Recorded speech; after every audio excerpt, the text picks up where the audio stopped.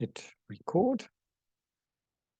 Hello, good evening, everybody. Welcome to our Working Wednesday, where we are learning all about the joys and the profits of residual income, or as Jordan Adler likes to say, beach money. And this is money that you get whether you work for it or not. You've worked once and you get paid forever. And that is what I think everybody's aiming for, because they tell you to study hard at school, go to university or technicon, get a degree or get some other qualification, and go and work for the next 30 or 40 years in a good company, get a good job, and you'll be taken care of for the rest of your life.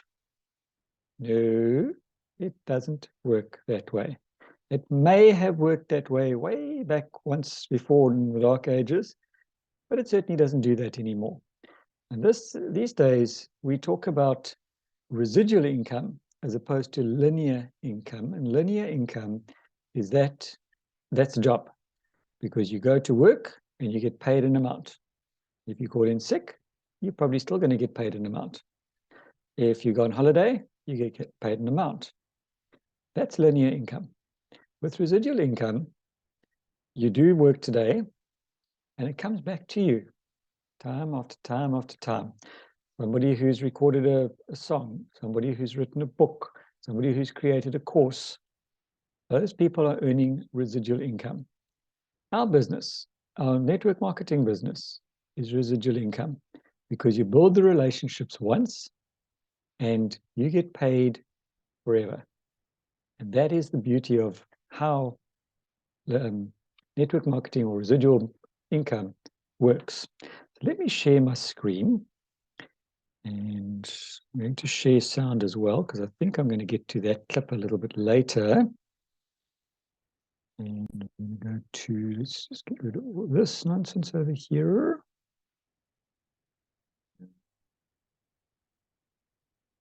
Always forget to do this. Okay, hide me as well. So we are following the book Beach Money, written by Jordan Adler. And it's a book that I would highly recommend anybody who is in network marketing, or who might even be interested in network marketing, actually invests in. It is available locally in South Africa, but you can also get it on Amazon. Now we're going to talk about 5 things to be different.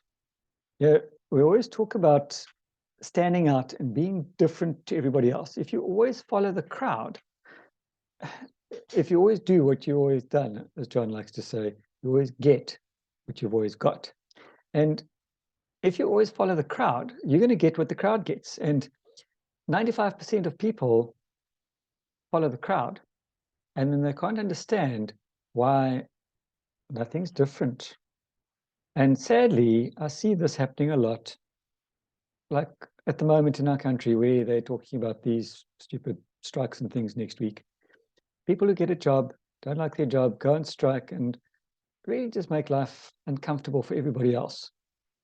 They never get anywhere, because they're following the crowd. And it's been said that even a dead fish can float downstream. But we need to be different. We need to stand out. We need to be like a salmon and swim upstream, and make sure you dodge all the fishermen and the bears and things along the way that are trying to catch you, but be different. I've always tried to be different, and it can be quite fun at times. You know, if everybody else around you is drinking alcohol, be the one that doesn't. Yes, you might get ridiculed a bit. Yes, you might get made fun of. But at the end of the day, they admire you. So some of the things that we need to be different. Debbie, you're going to love this one. And Jenny P, you're not going to love this one. Because I know this was very uncomfortable for me as well when I was putting this together. Call. Don't email or message. Make a note of when, where, and how you met, as well as any interesting trivia about them. spoke about this last week as far as the Rolodex or your call management center in your phone is concerned. Make a note, because I know under my contacts, I've got place for notes. And this is exactly what this is for.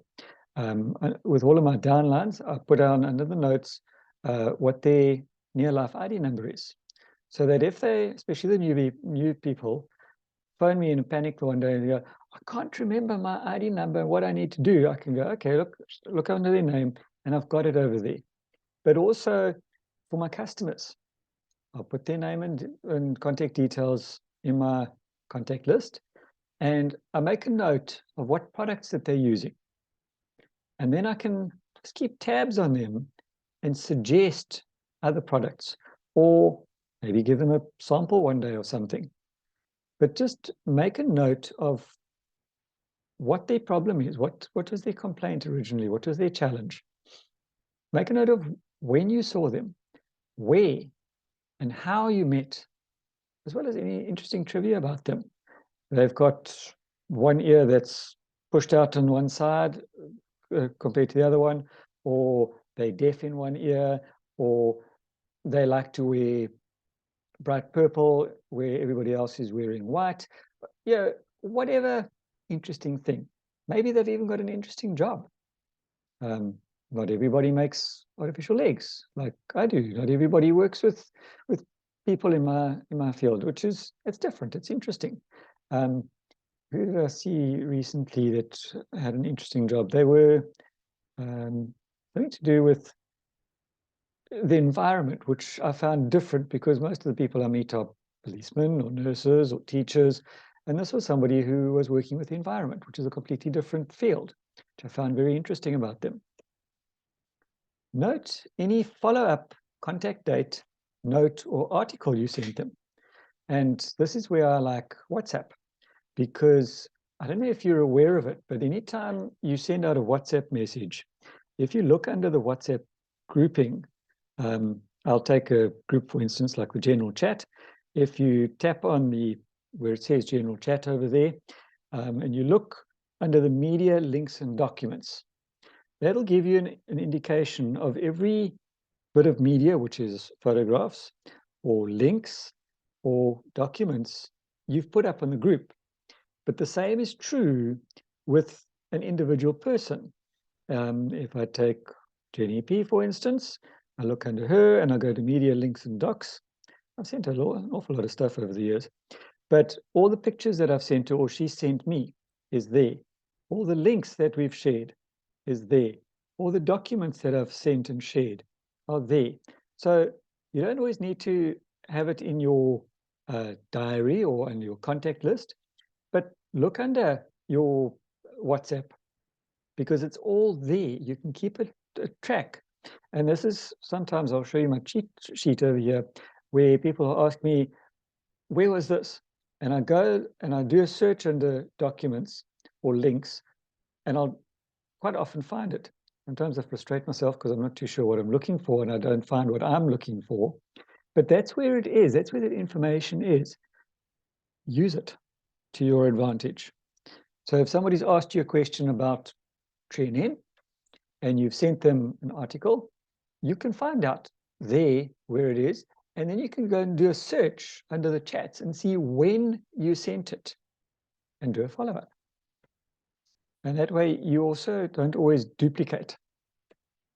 Makes you sound clever as well, because you can say, remember, it was about 3 weeks ago, I sent you XYZ. And they go, oh, wow, but you've got a good memory. Well, more cheating over here. Make a note in your diary about when to contact them again. Special occasion, or just, hi, how's it? I haven't spoken to you for about 2-3 weeks.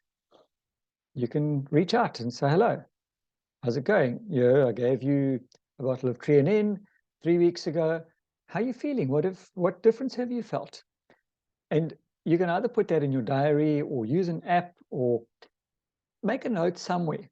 I know a lot of people like paper diaries, hard copy diaries. I'm not a big fan of them because I'm always carrying other stuff with me and I just don't have place to carry a diary as well. So my diary is electronic. For me, the advantage about an electronic diary is that I can actually make a note to tell it to shout at me. So it goes bing when I'm supposed to do something. I've got an app that does that. It's called Alarmed. And that if I need to see a patient or need to contact somebody, maybe in a week or 2 weeks or 3 weeks' time, I put it in there, and then I actually forget about it. And then it suddenly tells me, do it now, because on my Alarmed app, the little voice doesn't go bing.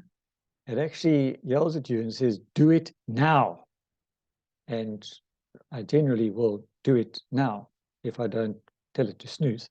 But make a note, whatever is going to work for you, use it to your advantage. And you need to update your notes regularly. Has there been a marriage in the family? Has there been a birth in the family? Has there been a death in the family? Make those notes. They've been talking about, oh, we can't wait to go on holiday, and we're going to go to this place, and we're going to go to Sun City, and we're going to see this, and we do that. And you make a little note, and you contact them the week after they're back. Yeah, hey, welcome back. How was your holiday? How did your trip go? What did you see and do at Sun City? And they go, oh, you remembered. Wow, this person cares about me. They don't just want my money. Maybe they won't buy anything at the time. Maybe they won't buy anything from you for another year or two. But maybe they will. And it's not just that. It's building that relationship. Be different. Don't be a salesperson. You will doubt in this business. Many people are feeling the pressure of a volatile and unstable economy. It's not just here in South Africa. It's right the way around the globe at the moment. And many people have lost confidence and are feeling the pressure of an unknown future. What's going to happen on Monday? What's going to happen next month? What's going to happen next year? Well, I don't think anything can get much worse than what happened about 3 years ago now, when the world sort of almost came to a grinding halt.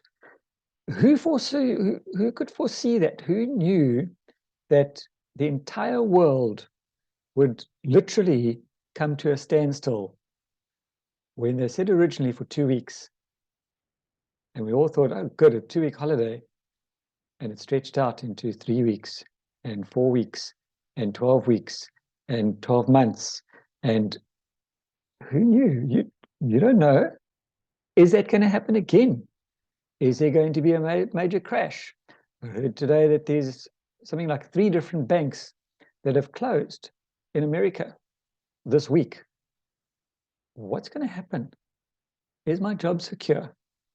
If you're earning a pension, is my pension secure? Is it going to be enough to cover the rising costs of living? People are stressed. They don't always tell you that, but they're stressed. During times like these, people often become fearful and paralyzed. And every so often you see these little clips. There's this, what looks like a bush sitting in a little plant pot, and people walk past and suddenly the bush stands up and goes, wah. And people will either scream or jump, or they freeze. They don't know what to do. And it's that, they always talk about the deer in the headlights. You're driving along at night, and suddenly this kudu runs in front of you, and it stares at you, and it stays still. Or a dog runs in front of you, and it stands dead still in front of the car because it's paralyzed. Doesn't know what to do. Does it run? Does it stop? What does it do? And we tend to do the same sort of thing in these stressful periods. Confidence is not a function of how big one's bank account is, but it is rather a feeling. The challenge of leadership is to find confidence and hope during times of trouble.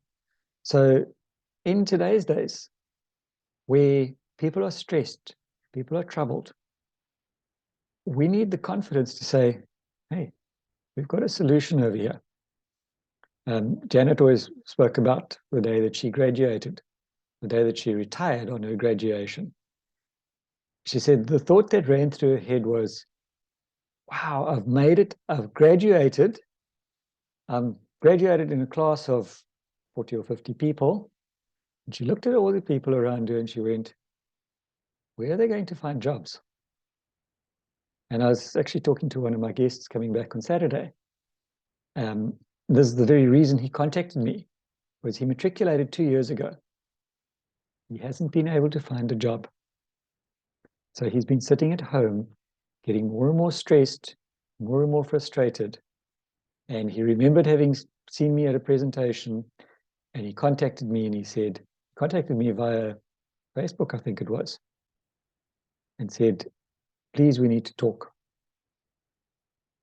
And as I said to him, you see all these matric students, how many thousands of children matriculate? The next batch are going through, starting their exams now in the next week or two.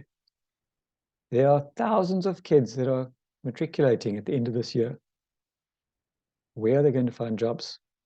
Andrew spoke about it at the presentation on Saturday. And he said the official stats at the moment are that 42% of the country are unemployed. That's the official stats. The unofficial stats, I think, are significantly more. And where do you find confidence during these times? Every time you go to the shops, the cost of living has gone up. Every time you go put in petrol, the cost of fuel has gone up. And your income hasn't. And this is where leadership comes in, where we can say, look, there is an option. What are you willing to do? When you offer hope for a better future, you can restore that confidence and instill it in others.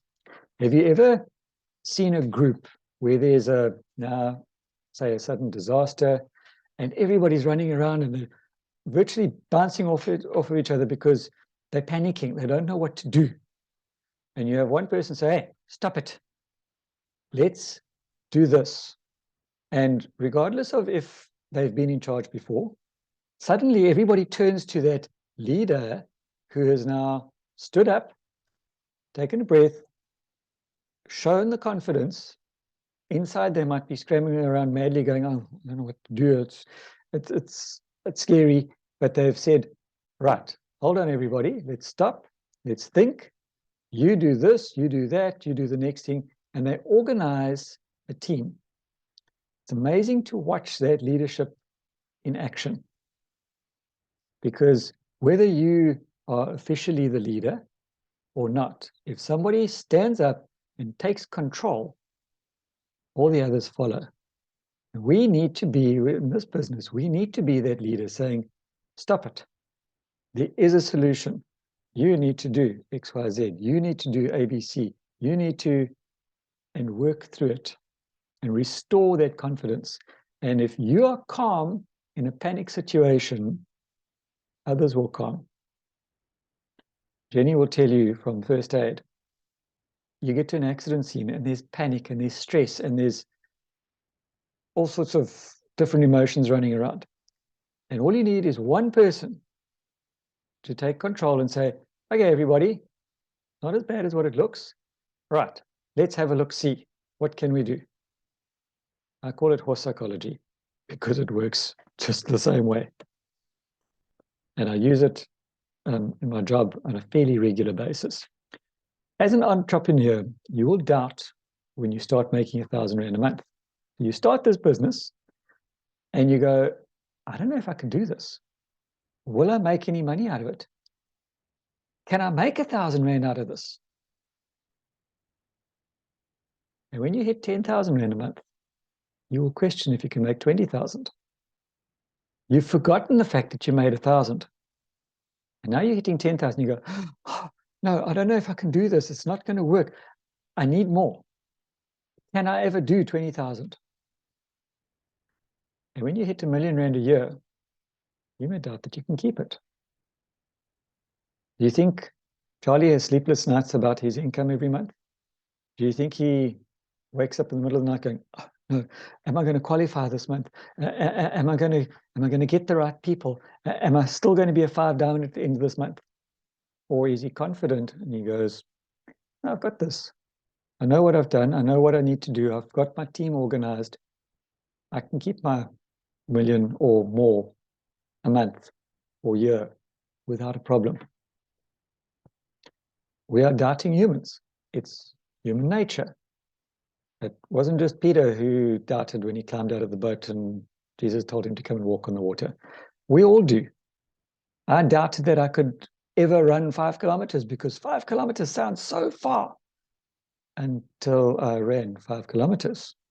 I doubted if I could do it in under an hour until I did.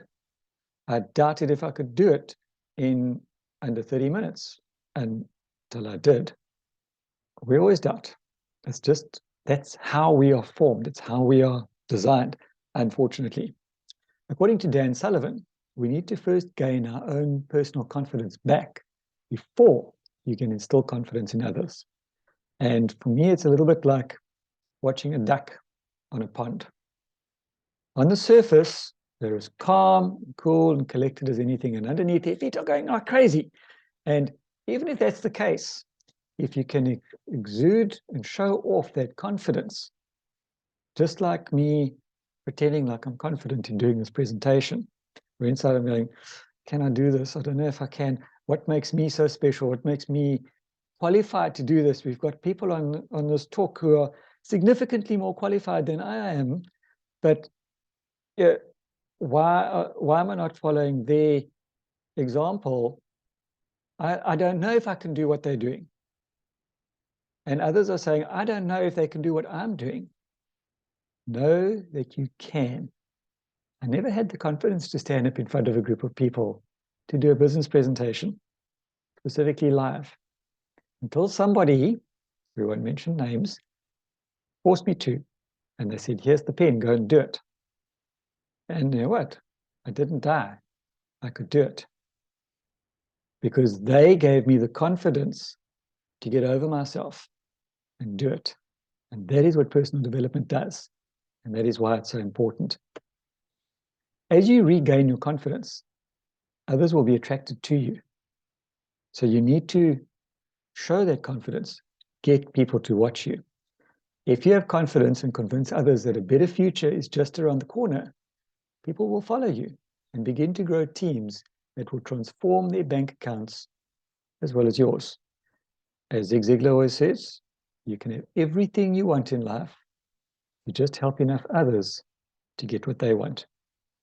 When confidence is low in tough economic times, the opportunity is great for those that can lead with a plan for a brighter future. Do we have that plan? I believe we do. Your paycheck is a manifestation of the number of people that you help to see that times are tough, but it doesn't have to stay that way for long. Confidence is the key. It's been said that your TV or media device, if you don't have a TV, is the reason you're struggling in your business. I know in my case, it is a very good reason. The average person spends 4 to 6 hours per day in front of the TV or on their device. That time, used productively, could set us financially free within 3 to 5 years. What would you do if someone said, "Come here, I want to show you something," and then turned away and walked away? Would you look at them and go, "Are you nuts?" Or would you say, "Okay, let me go and see what they want to show me"? You would probably follow them. And when they follow, do a demo. Keep it simple. Jordan Adler talks about going into a furniture shop. He was looking for a TV, and he was just looking for a small little TV for the house that he was going to be using over weekends. And salesman said to him, "Yeah, I want to show you something." And he took him into a room and showed him this great big 56-inch TV that had a 3D function. Gave him some glasses to use, sat him down on the couch, and played a movie clip. And he said, "Wow, great, I'll take it." He said, over the years, he's probably sat down and used the TV about 3 times. And he said, the salesman didn't try and tell him about how good it was and where it was made and what the guarantee was. And he just said, "Come, I want to show you something." How many of you have had a sale from demonstrating LDC taking oil off your hands? Charlie went 5 diamond doing that. Charlie still demonstrates. Nothing major, nothing expensive, nothing technical, nothing, doesn't have a big screen TV. A little bit of LDC, a little bit of cooking oil. Yeah, let me show you something. And then you ask how many bottles they would like. Keep it simple. Try a simple invite like, I want to show you something that I think you may like. When can I catch you uninterrupted for about 30 minutes? Allow people to see the power of what you have to offer and how it can help them. It is easier to do a demo than a formal presentation. Being simple is better than being good. So don't try and get fancy. Don't try and get like me and so tell all about the medical bits and pieces. Keep it simple. We live in an instant society. Sadly, many people in this profession set up an expectation that if they don't make money in 2 to 3 months, then they can't do it, or the business doesn't work. I had words with one of my downlines just yesterday about that. The main downfall of most network marketers is a short attention span. People that achieve their dreams don't have a short attention span. They find something they're passionate about and focus on it through the ups and downs for years. They stay consistent. Most overnight success cases take about 10 years to achieve their success. When Charlie and Alta came back in the field, they went from Sapphire Director to 5 Diamond Director overnight over a period of 5 years. But what did they do to get there? Are we, and I'm looking at me, are we putting in the same effort? Doing presentations 5 nights a week? My answer to me, no, but I can and I should. Because it doesn't cost much to get started in our business, it's too easy to give up after a couple of setbacks. Because it's easy to get into this business, easy to get out as well. Even in network marketing, long-term strategy is essential. And this is what one of the things is with our business, is we've been around for over 60 years. They're already planning the next 60 years. They've probably already planned in detail the next 10 years and still further. I think I'm going to stop right there because we're going to run out of time. We've got about 7 minutes left. Does anybody have any comments or questions before I stop the recording?